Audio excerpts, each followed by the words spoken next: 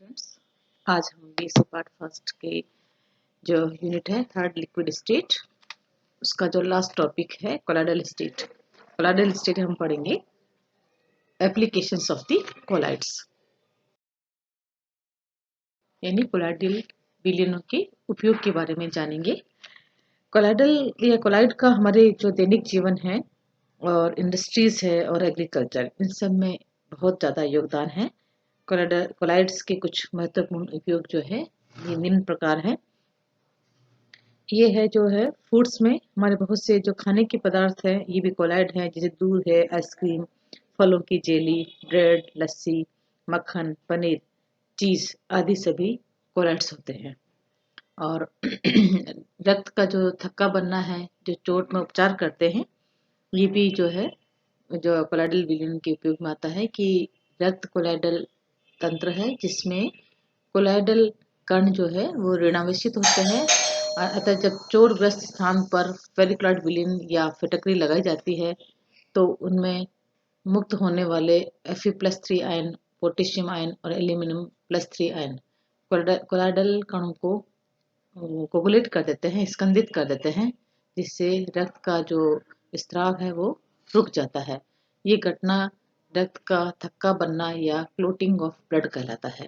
तो ये भी एक कोलाइडल सॉल्यूशन का टाइप है। और जो डेल्टा का जो निर्माण है, डेल्टा जो फॉर्मेशन ऑफ डेल्टा है, जो नदी में जल में जो नदी के जल में जो धूल, मिट्टी और रेत के जो नेगेटिव कोलाइडल कण पाए जाते हैं, इसलिए जब नदियों का जल समुद्र के जल में संपर्क में आता है तो समुद्र के जल में घुले विद्युत अपघट्य जैसे NaCl है, मैग्नीशियम क्लोराइड, कैल्शियम क्लोराइड आदि के पॉजिटिव आयन द्वारा उदासीन होकर कोगुलेट होकर वो नीचे बैठ जाते हैं और डेल्टा बनता है। तो डेल्टा जो फॉर्मेशन है ये भी कोलाइडल सॉल्यूशन का टाइप है। और इससे क्या है, मिट्टी जो समुद्र के तल में जमने लगती है और इससे उपजाऊ डेल्टा का निर्माण होता है।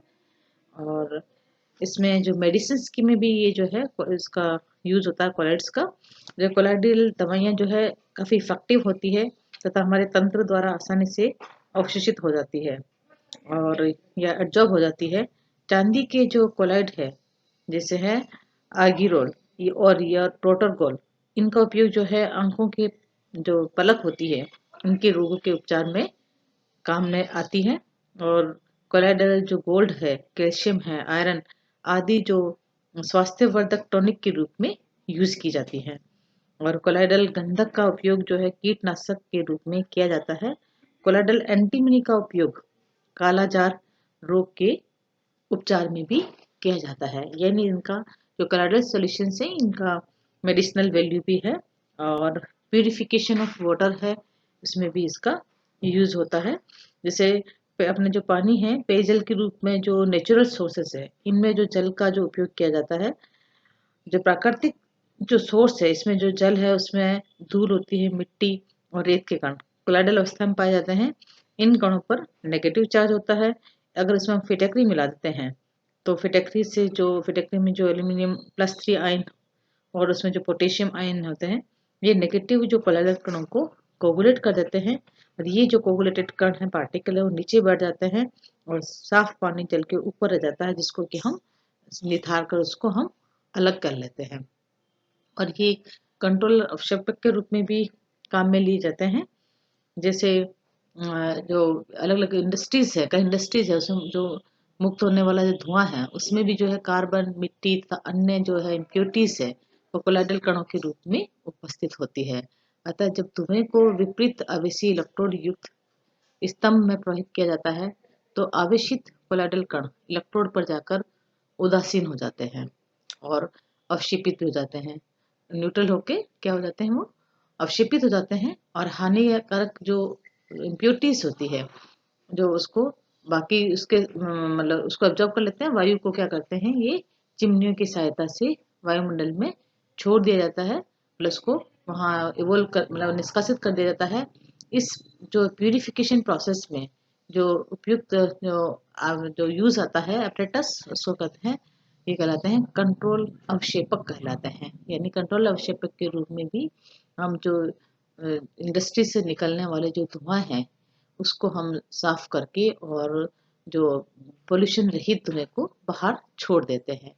इस तरह से भी इसका कोलोइडल सॉल्यूशन का उपयोग। और चमड़े का शुद्धिकरण में भी काम आता है, यानी जानवर से जो प्राप्त चमड़ा है उसमें जो प्रोटीन पॉजिटिव कोलोइडल कण के रूप में जो है प्रोटीन जो था पॉजिटिव कोलोइडल कणों के रूप में वितरित होता है, जबकि जो टैनिक अम्ल में कोलोइडल कण जो होते हैं वो ऋण आवेशित होते हैं, नेगेटिव चार्ज होते हैं। अतः जब चमड़े को टैनिक अम्ल में डुबोते हैं तो कोलोइडल कण एक दूसरे से क्या कर देते हैं, उदासीन कर देते हैं और कोगुलेट हो जाते हैं, जिससे कठोर और हमें स्थायी चमड़ा प्राप्त होता है, जिसका उपयोग अनेक तरह की वस्तुओं को बनाने में किया जाता है। तो ये भी इसका जो है एप्लीकेशन ऑफ द कोलाइड्स के अंतर्गत आता है। आसमान का जो नीला रंग है ये भी इसी की वजह से है, कोलाइडल कणों की वजह से नीला रंग हमें दिखता है कि जो आसमान है ये वायुमंडल में जो धूल तथा मिट्टी के कण हैं वो कोलाइडल आकार के होते हैं। अतः जब इन कणों पर लाइट का जो है विकिरण जो है रिफ्लेक्शन होता है तो मिट्टी के कण जो है वो नीले रंग के विकिरणों को क्या कर देते हैं, उसको प्रकिरणित कर देते हैं, उसको यानी रिफ्लेक्ट करते हैं, जबकि अन्य सभी रंगों को अवशोषण कर लेते हैं, जिसके कारण उसका आकाश का रंग जो है वो नीला दिखाई देता है। मतलब ये क्या है इसका कि जब सूर्य की किरणें वायुमंडल में प्रवेश करती है तो जो कोलाइडल कणों से टकराती है, जिससे कोलाइडल कण जो है प्रकाश का अवशोषण करके नीले रंग की जो है वेवलेंथ है करीबन रहती है 4600 से 5100 एंगस्ट्रॉम के बीच में रहती है। तो नीले रंग के प्रकाश का वो क्या करती है, प्रकीर्णन कर देती है, इसलिए हमें बाकी कलर वो क्या कर लेते हैं, ऑब्जर्व कर लेते हैं, और इसलिए हमें आकाश का जो रंग है वो नीला दिखाई देता है। और मैंने आपको बताया था कि पानी का जो है प्यूरिफिकेशन भी काम आता ही है, कि इसमें जो पानी में जो है वो नेगेटिव चार्ज जो कोलाइडल में कणों में उपस्थित होती है अशुद्धियाँ, और जब हम इसमें ferric chloride, potassium sulphate, aluminium sulphate यानी फिटकरी जब मिलाते हैं तो उसमें जो इसमें धनायन जो होते हैं ये क्या करते हैं, उसके नेगेटिव चार्ज को न्यूट्रलाइज करके उसको कोकुलेट कर देते हैं, जिससे इम्प्योरिटीज नीचे बैठ जाती है और पानी को निथार कर उसको हम प्यूरिफाई कर लेते हैं। और ब्लड क्लॉटिंग में भी काम आता है, एंड प्रेसिपिटेशन ऑफ स्मोक, जैसे मैंने आप बताया था चिमनियों में भी इसका काम आता है। कारखानों में चिमनियाँ जो होती है उसमें धुआं जो होता है वो एक एयर पोल्यूटेंट है और जो स्वास्थ्य के लिए हानिकारक होता है।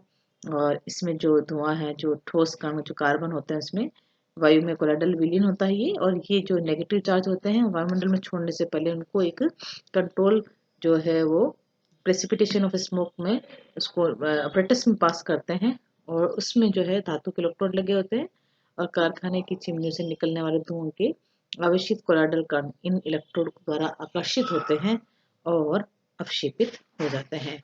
इस प्रकार जो धुआं जो है वो क्या होता है, पॉल्यूशन रहित जो धुआं होता है, मतलब वो गैस वो चिमनी से बाहर निकल जाती है। तो प्रेसिपिटेशन ऑफ स्मोक में भी ये कोलाइडल सॉल्यूशन का यूज होता है। और फोटोग्राफिक फिल्म के निर्माण में भी हम इसका कोलाइडल सॉल्यूशन का यूज लेते हैं, कि फोटोग्राफिक फिल्म के रूप में जो सेलुलोज प्लेट है उसका उपयोग किया जाता है, जिस पर जिलेटिन रक्षक की उपस्थिति में जो है सिल्वर ब्रोमाइड कोलाइडल कणों के रूप में वितरित रहता है। जो आप देखते हैं पहले होती थी पिक्चर्स बनती थी फोटोग्राफ फिल्म, उस पर सिल्वर ब्रोमाइड का एक लेप लगा दिया जाता है, वो रिफ्लेक्ट होता है, इसलिए इसमें भी ये कोलाइडल सॉल्यूशन का उपयोग में आता है।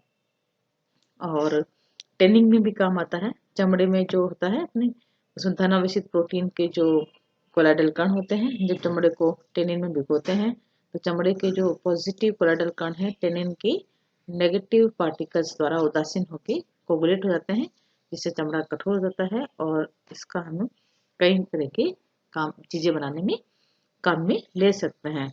इस जो क्रिया है इस प्रोसेस को कहते हैं चर्म शोधन, या हम कहते हैं tending, it is called the tending.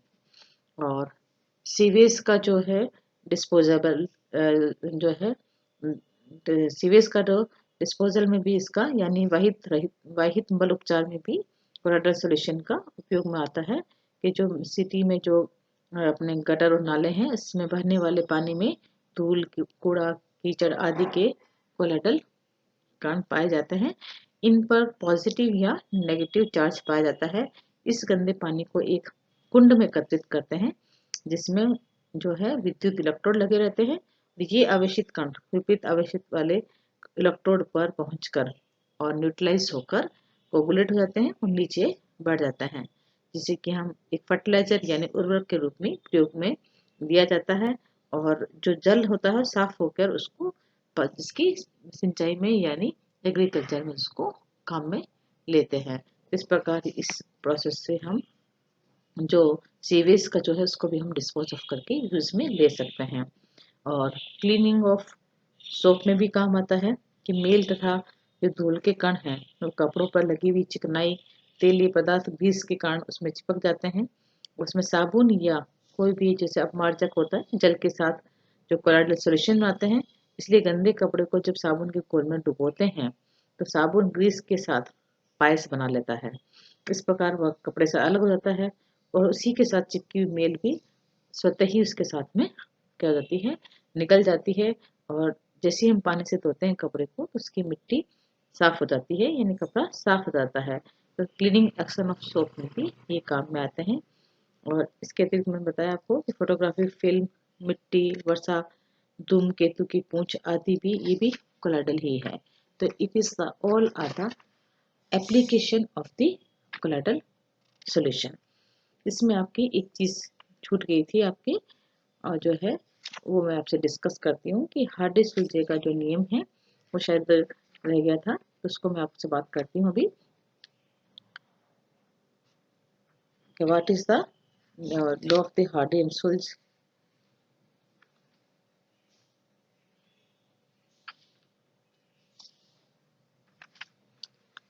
Liquid solutions की हम बात कर रहे थे, तो ये जो है कोगुलेशन, हाँ सर, कोगुलेशन का जो पार्ट है वो रह गया था। हम बात करेंगे अब नेक्स्ट टॉपिक कोगुलेशन की यानी स्कंदन की। ये कोलाइडल कण जो है नेगेटिव चार्ज होते हैं तथा एक सोल के सभी कणों पर समान आवेश पाया जाता है। यदि सोल में कोई इलेक्ट्रोलाइट विलीन मिलाया जाए तो कोलाइडल कण विपरीत आवेशित आयन की ओर आकर्षित होकर उसको न्यूट्रलाइज कर देते हैं और अवक्षेपित हो जाते हैं। तो कोलाइडल कणों का जो अवक्षेपण है ये ही कोगुलेशन यानी स्कंदन कहलाता है। यदि स्कंदित कण हल्के हों तो विलय की सतह पर तैरते हैं। इस प्रोसेस को हम फ्लोक्यूलेशन यानी उन्नन कहते हैं। तो इट इज, यहाँ दो टर्म हमने इंपॉर्टेंट टर्म की बात की, कोगुलेशन की यानी स्कंदन की, दूसरी हमने बात की फ्लोक्यूलेशन की।